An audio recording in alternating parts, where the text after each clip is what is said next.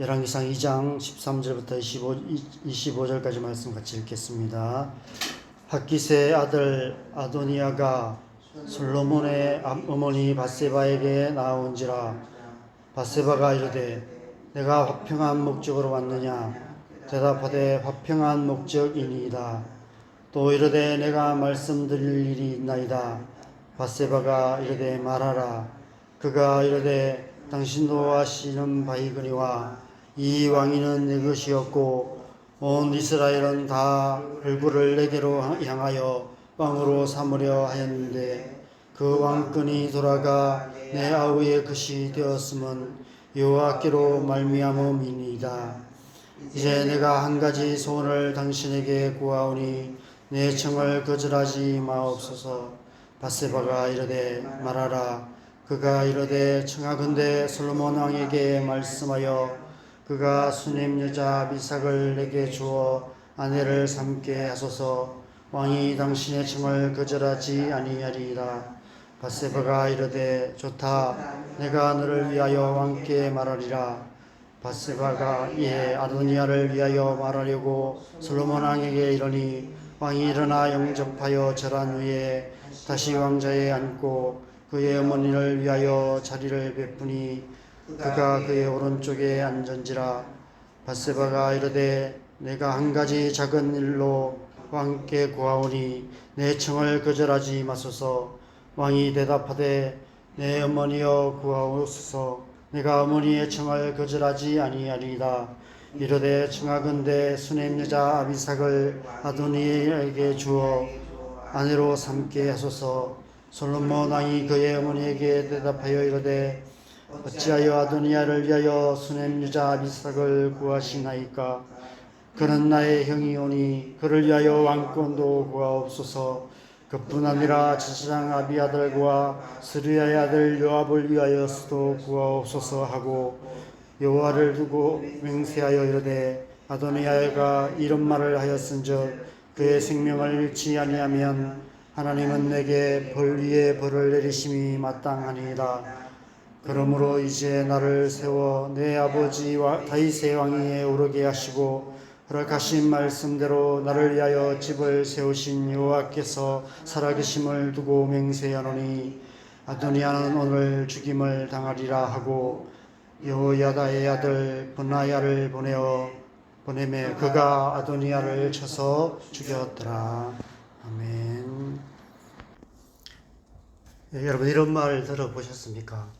사람은 고쳐 쓰는 것이 아니다. 언제 누가 어떤 상황에서 한 말인지 분명하지 않지만 그 의미는 분명한 것 같습니다. 사람은 쉽게 안 변한다는 것입니다. 사람의 본성은 결코 바뀌지 않는다는 것입니다. 우리 스스로 자신을 변화시킬 수도 없고 다른 사람을 변화시킬 수도 없습니다. 내 마음이지만 내 마음대로 안 되고 내 자식도 내 마음대로 할 수 없습니다. 우리는 이 사실을 지금까지 살아온 경험을 통해서도 이미 알고 있고 또 오늘 아도니아의 모습을 통해서도 볼 수 있습니다. 아도니아는 죽음의 문턱까지 갔던 사람입니다. 1장 말씀에서 스스로 왕이 되려다가 반역자가 되어서 죽음을 피하려고 제단뿔을 잡았던 사람입니다. 솔로몬이 긍휼을 베풀지 않았다면 이미 죽은 목숨이었습니다. 이렇게까지 했다면 달라져야 하지 않았을까요? 제단은 죄에 대한 회개를 상징합니다. 제단뿔을 잡는다는 것은 자신의 죄를 철저하게 인정하고 회개한다는 의미입니다. 그래서 솔로몬이 그에게 살 기회를 준 것입니다. 그러나 그는 변하지 않았습니다. 선악을 알게 하는 나무 사이에서 꿈틀거렸던 뱀의 유혹이 여전히 그 속에서 꿈틀거리고 있었기 때문입니다. 그로 인해 오늘 말씀에서 그는 결국 비참한 최후를 맞을 수밖에 없었습니다. 이런 아도니아의 모습을 보면 사람은 고쳤을 수 없다는 말이 맞는 것 같습니다. 근데 만약 그것이 절대적인 진리라면 우리에게는 소망이 없을 것입니다. 우리에게 변화의 소망이 없다면 우리가 지금보다 더 나은 사람으로 변화될 가능성이 전혀 없다면 우리의 남은 삶이 어떤 의미가 있을까요? 이 말은 세상에서는 맞는 말이지만 하나님 나라의 진리는 아닙니다. 세상은 사람은 고쳐 쓰는 것이 아니라고 말하지만 하나님은 사람을 고쳐 쓰시는 분이시기 때문입니다. 그래서 우리에게 소망이 있는 것입니다. 우리 자신이 변화될 것에 대한 소망, 우리의 가정이 변화되고 우리의 자녀들이 변화되고 이 땅이 변화될 것이라는 소망, 세상이 알지 못하는 하나님으로 말미암는 소망이 우리에게 있는 것입니다. 그래서 우리가 이렇게 새벽마다 하나님 앞에 나아가 기도하는 것 아니겠습니까? 우리 자신의 연약함을 하나님 앞에 고백하며 우리를 새롭게 하시도록 기도하고, 저것이 언제 사람 되어 사람 구실을 하겠나 하는 그런 우리의 자녀들을 위해서도 기도하고 있는 것입니다. 하나님 우리를 고치시는 분이신 줄 믿습니다.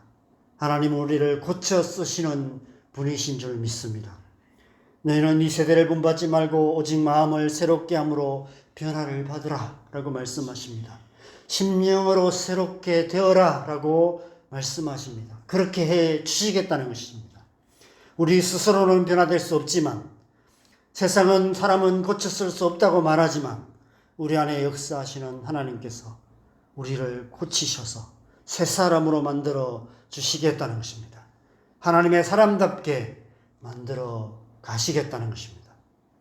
그 하나님께서 이 새벽에 저와 여러분의 모든 연약함을 고쳐주실 줄 믿습니다. 그 하나님께서 이 새벽에 우리의 기도를 통해 우리의 자녀들을 고치셔서 하나님 사람답게 만들어 주실 줄 믿습니다. 그 하나님께서 우리의 가정을 고치시고 교회를 고치시고 이 땅을 고치실 줄 믿습니다. 그 하나님을 믿음으로 더욱 간절하게 기도하는 새벽 되시기를 바랍니다. 더 굳건한 믿음으로 하나님 앞에 나가기에 힘쓰시기 바랍니다. 하나님만이 우리를 고치실 수 있습니다. 하나님만이 우리의 소망이 되시며 우리의 능력이 되십니다. 하나님 저를 고치소서. 하나님 우리 가정을 고치시고 우리 자녀들을 고쳐주소서. 하나님 이 땅의 교회를 고치시고 온 땅과 열방을 고쳐주소서. 하나님께서 새벽마다 부르짖는 우리의 기도를 반드시 들으실 줄 믿습니다. 오늘 이 아도니아 이야기를 통해서 우리가 한 가지 더 생각해 봐야 될 것은 사단의 괴계가 얼마나 강교한지를 볼 수 있다는 것입니다. 그 옛날 에덴 동산에서 하와에게 접근하여서 그럴듯한 말로 선악과를 따먹게 만들었던 사단의 괴계가 아도니아를 통해서 그대로 나타나고 있습니다. 아도니아가 솔로몬의 어머니 밧세바에게 접근하여서 그럴듯한 말로 자신의 요구를 전합니다. 솔로몬에게 어머니 밧세바는 가장 치명적인 약점일 수 있습니다. 밧세바는 과거가 있는 여인이었습니다. 밧세바의 과거는 우리가 다시 들출 필요가 없을 것 같습니다.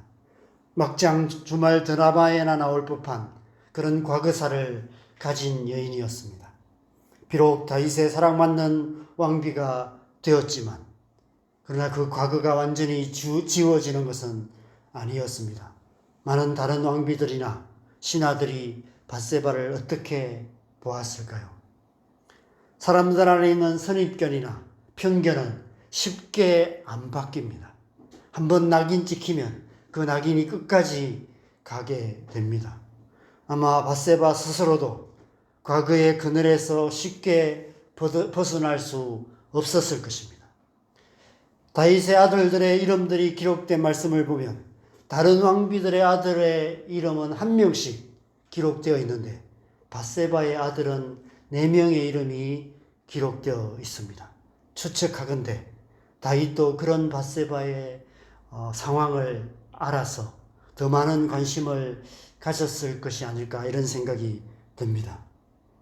그런데 이제 다윗이 죽었습니다. 홀로 된 어머니 밧세바에 대한 솔로몬의 마음은 얼마나 애틋했을까요? 오늘 본문 20절에 보면 아도니아의 요청을 전하는 밧세바에게 솔로몬이 어떻게 반응하는지를 볼 수 있습니다. 밧세바가 이르되 내가 한 가지 작은 일로 왕께 구하오니 내 청을 거절하지 마소서. 왕이 대답하되 내 어머니여 구하소서. 내가 어머니의 청을 거절하지 아니하리이다. 어머니께서 청하시는 것이면 뭐든지 다 들어드리겠습니다라고 대답하고 있습니다. 그런 밧세바의 약점과 솔로몬의 약점을 너무 잘 아는 교활한 아도니아가 오늘 이야기 속에 사단의 계계로 밧세바에게 접근하고 있는 것을 보게 됩니다. 사단은 우리의 약점을 우리보다 더 잘 압니다. 그래서 기어코 그 약점으로 우리를 넘어뜨리고 마는 것입니다. 그래서 선줄로 생각하는 자는 넘어질까 조심하라 말씀하고 계시는 것입니다. 아도니아의 요구 속에 깊이 감추인 숨은 의도를 누가 쉽게 눈치챌 수 있겠습니까? 이 요구가 뭐 그렇게 죽을 만한 그런 요구일까? 이런 생각이 듭니다. 비록 다윗의 후궁이었지만 늙은 다윗이 잠자리를 같이 하지 아니한 아리따운 처녀였던 아비삭에 대해 사랑에 빠진 순정남의 모습으로 아도니아가 밧세바를 찾아온 것입니다. 오늘 이 시대에서는 있을 수 없는 일이었지만 지금으로부터 3000년 전에 세상에서는 그보다 더한 일도 수없이 일어나고 있었습니다. 우리 오늘날의 도덕적인 기준으로 생각할 수 없는 그런 시대였습니다. 나중에 11장에 보면 솔로몬의 후궁이 700명이었고 첩이 300명이었다라고 말씀하고 있습니다. 부인을 1000명이나 거느리는 그런 시대였습니다. 그런 시대였기에 솔로몬이 아도니아의 이 요구에 발끈한 것은 아도니아가 단지 부도덕한 요구를 하고 있기 때문이 아니었습니다. 그 속에 숨은 의도가 있음을 간파했기 때문입니다. 밧세바가 어떻게 아도니아의 깊은 이 감추인 속내를 알 수 있었겠습니까? 그래서 한 가지 작은 요구를 하겠다라고 솔로몬에게 말하고 있는 것을 보게 됩니다. 아도니아가 하는 말을 한번 우리가 살펴볼까요? 하와를 유혹했던 뱀의 말처럼 그럴듯한 말 속에 숨겨진 거짓말이 있습니다. 15절에 보면 그가 이르되 당신도 아시는 바이거니와 이 왕위는 내 것이었고 온 이스라엘은 다 얼굴을 내게로 향하여 왕으로 삼으려 하였는데 그 왕권이 돌아가 내 아우의 것이 되었음을 여호와께로 말미암음이니이다. 여러분, 그 왕위가 언제 아도니아의 것이었습니까? 언제 온 이스라엘이 먼저 아도니아를 왕으로 삼으려 했습니까? 그 스스로 왕이 되려 했을 뿐입니다. 역대상 22장 말씀에 보면 하나님께서 솔로몬이 태어나기 전부터 다윗에게 솔로몬을 왕으로 예정하셨다는 사실을 말씀하셨다고 기록되어 있습니다. 그 사실을 많은 사람들이 알았고 신하들도 알았고 밧세바도 알았습니다. 솔로몬도 알았습니다. 어쩌면 아도니아도 이미 알고 있었을 것입니다. 그런데 아도니아는 지금 마치 자기의 당연한 권리를 빼앗긴 것처럼 말하고 있습니다. 밧세바의 입장에서 미안한 마음이 들 수밖에 없게 만들고 있는 것입니다. 그리고는 그것이 여호와께로 말미암음이라라고 신앙의 이름으로 포장하고 있습니다. 여러분, 세상에서 가장 무서운 동물이 어떤 동물인지 아십니까? 양의 탈을 쓴 늑대입니다. 신앙의 이름으로 포장된 비진리가 우리의 삶에 얼마나 위험한지, 교회 공동체에 얼마나 많은 심각한 문제를 낳고 있는지 우리는 이미 경험하여 알고 있습니다. 솔로몬은 아도니아 속에 꿈틀대는 뱀의 모습을 똑똑히 보았던 것 같습니다. 그의 마음은 어머니의 어떤 요구도 다 들어줄 마음이었지만 오늘 말씀에 보면 솔로몬이 도리어 불같이 화를 내는 모습을 보게 됩니다.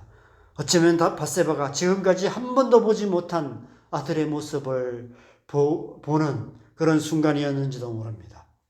하와가 건네준 선악과를 받아 먹었던 그 옛날 아담과는 완전히 다른 솔로몬의 모습인 것입니다.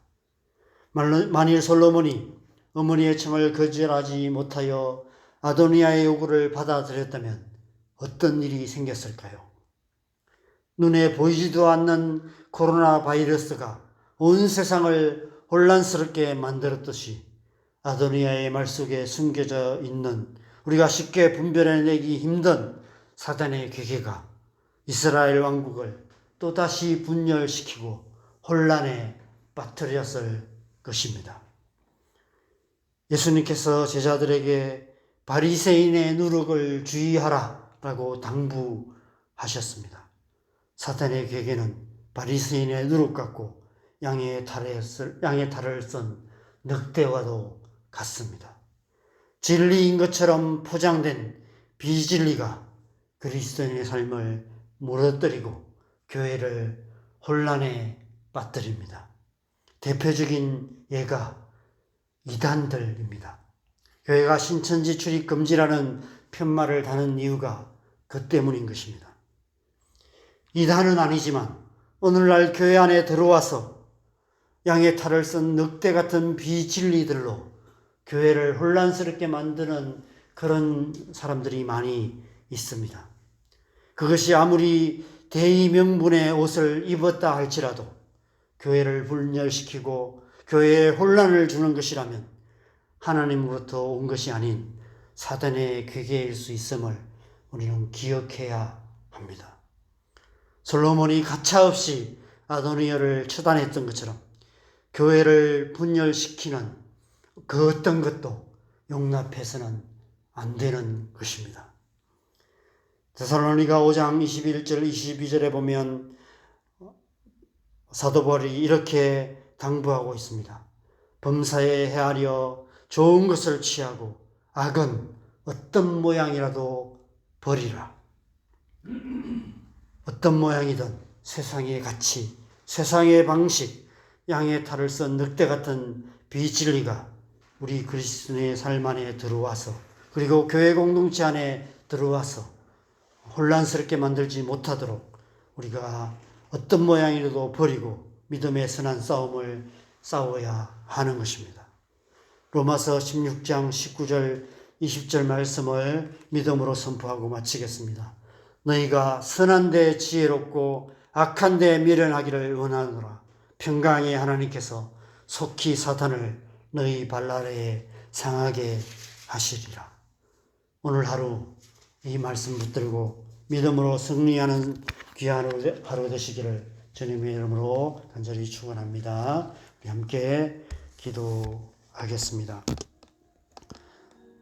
여러분, 사단은 지금도 이 땅 가운데 우리 개인의 삶 속에 역사하고 있고 또 교회 공동체 가운데 역사하고 있습니다. 오늘날 사단은 더 교묘하게 역사하고 있는 것 같습니다. 진리를 진리가 아닌 것처럼 그렇게 속이고 비진리를 마치 진리인 것처럼 하나님 말씀보다 더 앞세우고 있습니다. 교회 공동체 안에 여러 가지 그런 어떤 비진리들이 들어와서 교회를 어렵게 만드는 그런 일들이 수없이 많이 일어나고 있습니다. 그것이 구체적으로 무엇인지 제가 말씀드리지 않아도 여러분이 기도해 보시면 아실 것입니다. 우리가 그러한 것들이 있다면 우리가 단호하게 오늘 솔로몬처럼 과감하게 단호하게 아도니아를 처단했던 것처럼 그러한 것들이 교회에 들어오지 못하도록 우리 교회 공동체 안에 사라지도록 우리가 기도해야 합니다. 오늘날 교회를 가장 어렵게 하는 것이 무엇이 있습니까? 이단들도 많이 있고요. 거짓된 가르침들도 많이 있고 세상의 이데올로기들도 많이 있습니다. 우리가 그런 것에 대해서 더 단호하게 노라고 말할 수 있는 그런 우리 담대함이 필요한 것 같습니다. 악은 어떤 모양이라도 버리라. 이 말씀 우리가 기억하면서 이 새벽에 우리 자신을 위해서 기도하시고 또 우리의 자녀들을 위해서 기도하실 뿐 아니라 특별히 교회 공동체를 위해서 기도하십시다. 교회 공동체가 어떤 세상의 가르침, 세상의 헛된 비진리들로 말미암아 하나님 말씀보다 앞세우는 어떤 것들로 말미암아 혼란에 빠지지 않도록 교회를 강건케 하여 주시도록 우리 함께 기도하면 좋겠습니다. 같이 기도하겠습니다. 하나님 아버지, 이 새벽